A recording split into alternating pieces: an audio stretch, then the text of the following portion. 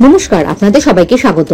বিগত কিছু সময় থেকে লক্ষ্য করা যাচ্ছে বাংলাদেশের সুর নরম হয়ে গেছে, কারণ ভারতের অ্যাকশন সাফ জানিয়ে দেওয়া হয়েছে বাংলাদেশের সম্পর্ক যেমন চাইবে ভারত সেই হিসেবে কাজ করবে। সোজা কথা, বেগতি কিছু করলে তার ফল ভালোভাবেই ভুগতে হবে। এইসবের মধ্যে কামানের তীব্র শব্দ থেকে থেকে যেন কেঁপে উঠছে মাটি।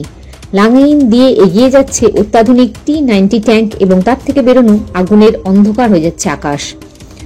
শত্রু যতই ধুরন্ধর হোক না কেন, রাতের অন্ধকারে খুঁজে খুঁজে শেষ করে দিতে সময় লাগবে না এতটুকু।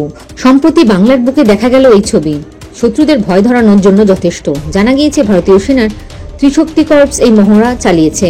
মূলত সিকিম ও শিলিগুড়ি করিডোরের মতন গুরুত্বপূর্ণ অংশেই মহড়া করা হয়েছে।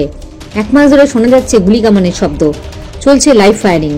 যে কোনো যুদ্ধ পরিস্থিতিতে যাতে কোনো সমস্যা না হয়, অতর্কিতে হামলা হলে যাতে পুরোপুরি প্রস্তুত থাকা যায়, তার জন্যই এই এক্সারসাইজ।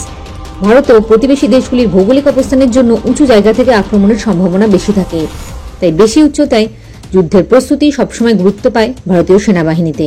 এই মহড়াতে সেদিকেই গুরুত্ব দেওয়া হয়েছে। ব্যবহার করা হয়েছে অত্যাধুনিক যুদ্ধ সরঞ্জাম। T-90 হল ভারতের হাতে থাকা অন্যতম আধুনিক ট্যাঙ্ক।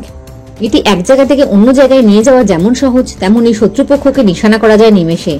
লক্ষ্য একেবারে নিখুঁত। রাতের অন্ধকারে পাল্টা আক্রমণ করতে এই ট্যাঙ্কের জুড়ি নেই।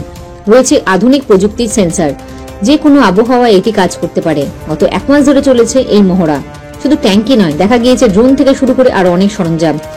সফলভাবে সেই মহড়া শেষ হওয়ার পর উচ্চ পদস্থ সেনাকর্তারা বলেন, এই মহড়ায় ভারতীয় সেনাবাহিনী আরো একবার বুঝিয়ে দিয়েছে যে কোনো পরিস্থিতিতে আমাদের সেনা জবাব দিতে প্রস্তুত।